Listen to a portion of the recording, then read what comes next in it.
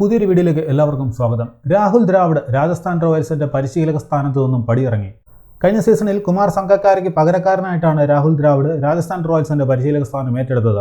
എന്നാൽ പ്രതീക്ഷിച്ച പ്രകടനം രാജസ്ഥാന്റെ ഭാഗത്തു നിന്നും ഉണ്ടായില്ല. ലീഗിൽ 9ാം സ്ഥാനത്ത് മാത്രമാണ് അവർക്ക് ഫിനിഷ് ചെയ്യാനായത്. ഒഫീഷ്യൽ സ്റ്റേറ്റ്മെന്റിൽ രാജസ്ഥാൻ റോയൽസ് പറഞ്ഞിരിക്കുന്നത് ഇങ്ങനെയാണ്: ഹെഡ് കോച്ച് രാഹുൽ ദ്രാവിഡ് ഫ്രാഞ്ചൈസിയോടൊപ്പമുള്ള തന്റെ കാലാവധി 2026 IPL മുമ്പ് അവസാനിപ്പിക്കുകയാണെന്ന് രാജസ്ഥാൻ റോയൽസ് പ്രഖ്യാപിക്കുന്നു. വർഷങ്ങളായ റോയൽസിന്റെ യാത്രയിൽ രാഹുൽ ഒരു കേന്ദ്രബിന്ദുവാണ്. അദ്ദേഹത്തിന്റെ നേതൃത്വം ഒരു ജനറേഷനിലെ കളിക്കാരെ സ്വാധീനിച്ചിട്ടുണ്ട്. ടീമിനുള്ളിൽ ശക്തമായ വാല്യൂസ് പകർന്നു നൽകി. ഫ്രാഞ്ചൈസിയുടെ സംസ്കാരത്തിൽ മായാത്ത മുദ്ര പതിപ്പിച്ചു.